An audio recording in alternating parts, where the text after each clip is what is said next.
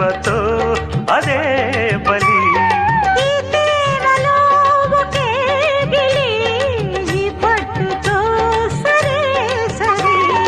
ఈ తీగకే కాలాడక నరాలన్నీ వేడి పదాలెన్ను పాడా.